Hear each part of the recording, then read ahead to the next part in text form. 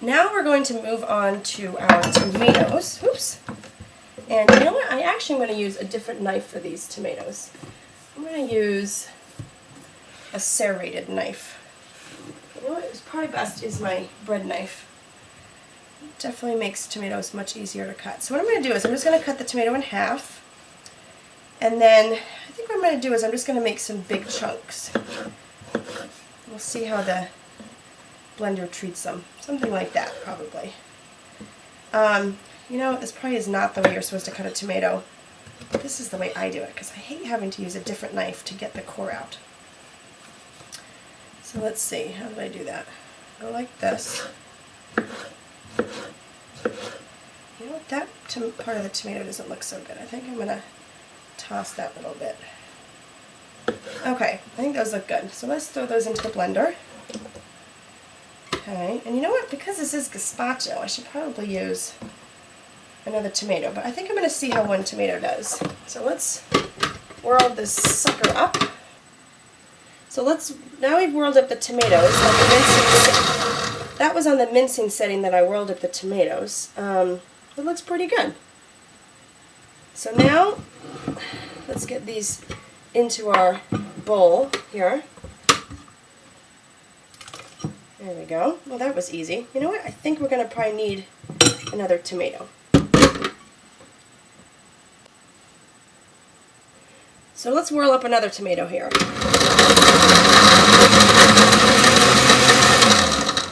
Okay, I think that's good.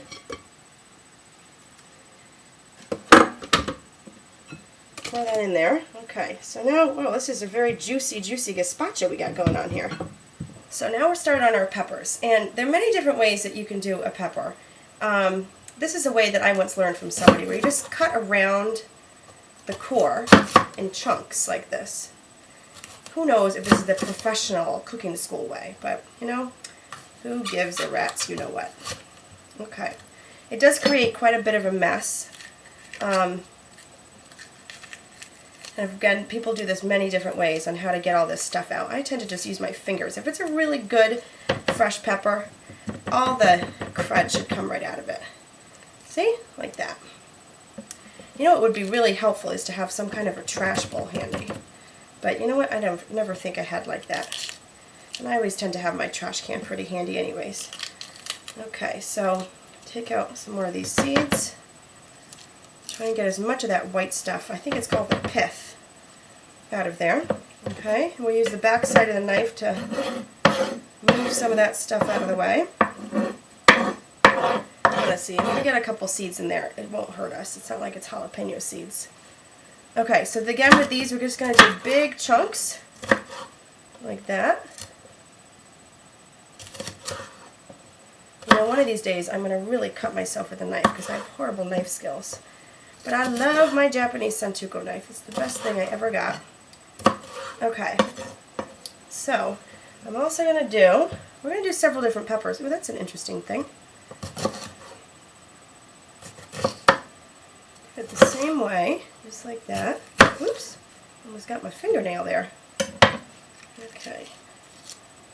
Ooh, these are really sweet. You know, I'm not quite sure what kind of peppers these are, but I had one a few weeks ago. And it was, I stuffed it with some goat cheese and some herbs. It was really yummy. Well, that reminds me, you know what I'll have to remember to put into this recipe is some of my homegrown parsley that I'm growing in my kitchen. I didn't grow it from seed, obviously, but I bought it at Healthy Living here in South Burlington. It's organic, and it came in a wonderful pot already, pot planter, whatever you call it. And it came with 3 wonderful organic herbs. There was parsley, basil, and some rosemary. And I always love making my rosemary chicken, so I figured it would be perfect. And you know, everything could use some parsley. And I absolutely love basil in the summertime. If there's tomatoes involved, there's basil involved. What a mess I am creating. But you know what? What the heck. So what I'm going to do is I'm going to start putting these in the blender. We're just going to do them all together. They're being a little less good here. So let's move them around with the spatula. Whatever you do, make sure you put the lid back on. I learned the hard way one day. It's making them quite mushy. Oh boy. Let's keep going with this. See what we can get out of it.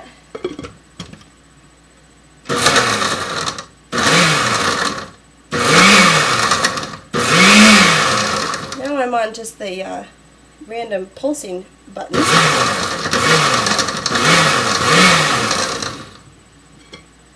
Okay, that seemed to have worked a little better. So we'll put those in. Okay, now that's looking kind of good.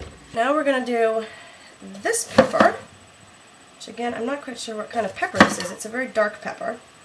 It looks really good, and because it's a much darker color than the other ones, I don't want to ruin the color of the other ones. You know what? If you put this in the blender with those light colored peppers, it's going to most probably color them into a big dark mush, and we don't want that because, you know what? Look at these. These are so fresh, they're just snapping apart. Don't even need a knife.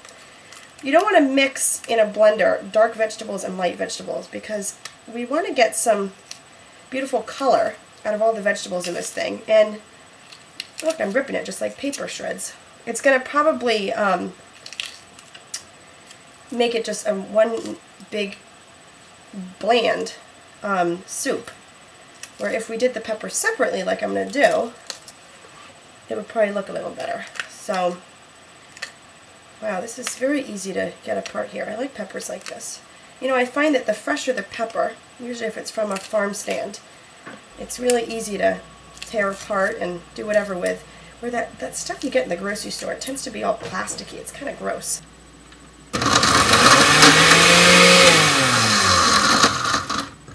Oh, it's really hard to do peppers in this thing.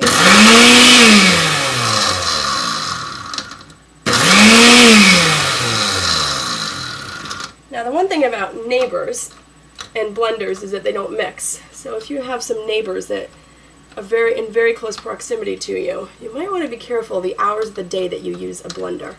I tend to use mine in the morning, which can sometimes probably piss some people off, but c'est la vie.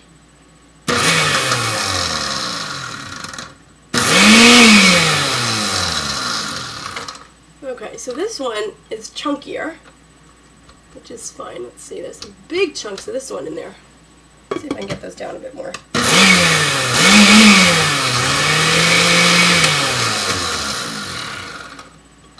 Okay, that's going to have to do. So we'll take that out of there. They're very chunky, but that's okay. Now the question is, can I get all the chunks out of the machine?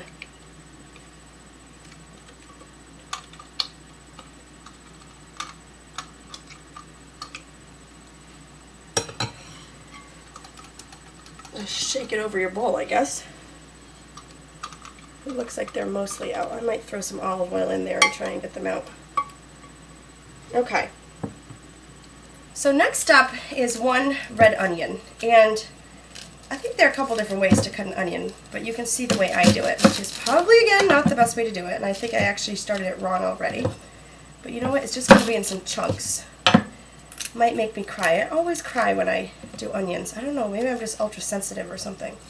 But you know, I find that the shell or the skin tends to bleed onto your cutting board. So as soon as you can, try and get the skin away from the area where you're actually going to be cutting the onion, so that you don't sort of have it bleed all over everything. So I'm trying to keep them to the side here and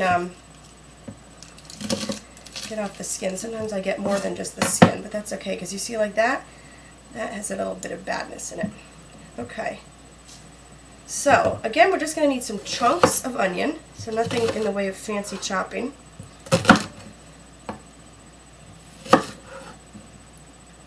As the blender is going to do most of the work here. We'll see if our blender likes these chunks. Oh, it's just like the pepper, it's getting stuck. Woo! Wow. Blending up onions sure creates that that stuff in the air that makes you cry.